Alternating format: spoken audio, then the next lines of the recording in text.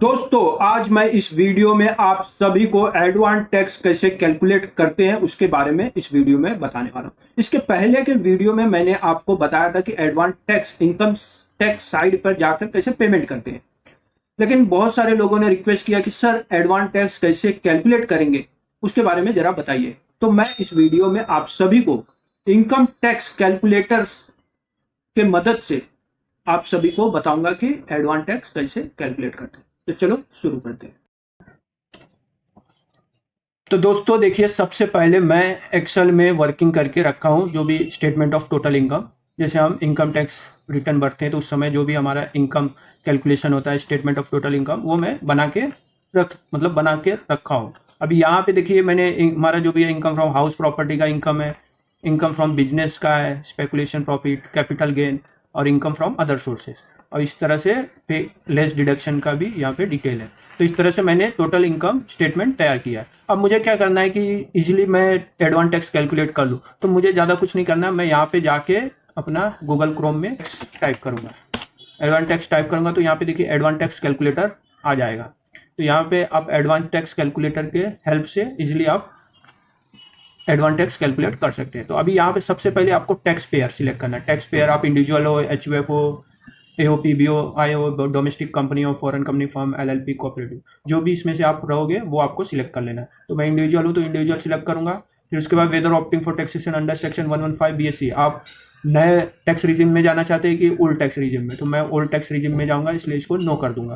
उसके बाद आप मेल हो, फीमेल हो या सीनियर सिटीजन हो, तो मैं सीनियर सिटीजन हूँ, तो यहाँ पे मैं male select sorry senior citizen select करूंगा।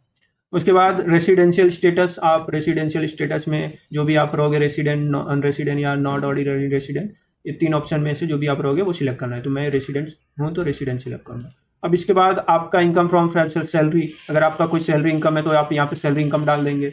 अभी मेरा इसमें सैलरी इनकम नहीं है तो मैं इसको ब्लैंक रखूँगा।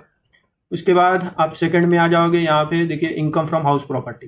इनकम फ्रॉम हाउस प्रॉपर्टी का डिटेल है मेरे पास, तो मैं यहाँ पे ले लूंगा। अभी इनकम फ्रॉम हाउस प्रॉपर्टी का मैंने यहाँ पे टोटल जितने भी आपके हाउस प्रॉपर्टी के इनकम रहेंगे उसको एक साथ टोटल कर लेंगे। तो यहाँ पे 3 हाउस प्रॉपर्टी का रेंट है, तो तीनों को मैं एक साथ टोटल कर दूंगा। तो टोटल करने के बाद यहाँ पे देखिए 20 मेरा टोटल आ जाएगा, वो यहाँ पे मैं डाल दूंगा इसमें income from let out property में 25। इस तरह से मैं यहाँ पे डाल दूंगा। उसके बाद देखिए ये एक और है, 26212174। इस तरह से मैं एक साथ इनकम फ्रॉम हाउस प्रॉपर्टी का डिटेल यहाँ पे डाल दूंगा। उसके बाद income from business, income from business का यहाँ पे मैं लूँगा, इसमें इनकम फ्रॉम बिजनेस यहाँ पे देखिए कितना है टोटल, 76,958। इस तरह से मैं यहाँ पे डिटेल ले लूँगा। एग्रीकल्चर इनकम कुछ है तो डाल देना है, नहीं है तो नहीं डालना।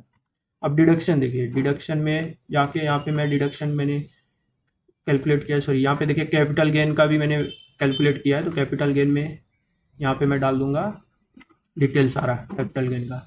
शॉर्ट टर्म कैपिटल गेन है मेरे पास, शॉर्ट टर्म कैपिटल गेन का डिटेल मुझे फिलअप करना है 9729। इस तरह से मैं शॉर्ट टर्म डिटेल ले लूँगा।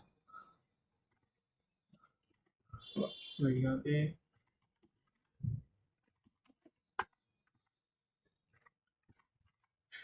जैसे शॉर्ट टर्म कैपिटल गेन ले लूँगा। उसके बाद यहाँ पे देखिए लॉन्ग टर्म का भी है मेरे पास डिटेल, तो लॉन्ग टर्म का भी डिटेल डाल दूंगा। तरह शॉर्ट टर्म लॉन्ग टर्म जो भी डिटेल था वो मैंने डाल दिया। उसके बाद देखिए other, income from other sources, income from other sources में इंटरेस्ट, कमीशन, अदर इनकम या winning from lottery, cross for puzzle etcetera. तो यहाँ पे देखिए मेरा टोटल जो भी है वो इंटरेस्ट इनकम है, तो इंटरेस्ट इनकम को मैं यहाँ पे कैलकुलेट कर लूँगा, सारा डिटेल ले लूँगा। उसके बाद मुझे यहाँ पे आके डिडक्शन का डिटेल फिलअप करना है। डिडक्शन में देखिए ATC 1,50,000 लेना है, 1,50,000। फिर यहाँ पे TTB का 50,000, TTB TTB का 50,000। इनकम टैक्स रिलीफ 87 के हिसाब से जो भी सब कैलकुलेट होगा देखिए नेट टैक्सेबल इनकम आया। नेट टैक्सेबल इनकम में यहाँ पे आपको दिख रहा है 4,20,00,000। फिर नीचे आएंगे, टोटल टैक्स कैलकुलेट होके यहाँ पे देखिए इनकम टैक्स कैलकुलेट होके आ गया 56,14,000 मेरा ये आ गया। उस पर आपको सरचार्ज लगेगा, फिर हेल्थ एंड एजुकेशन टैक्स, फिर ये सब लगने के बाद टोटल टैक्स लाइबिलिटी 67,14,533 इतना मेरा एडवांस टैक्स भरने को आ जाता है। को एडवांस टैक्स कैसे कैलकुलेट करते हैं, एडवांस टैक्स कैलकुलेटर की मदद से ये आपको समझ में आ गया होगा।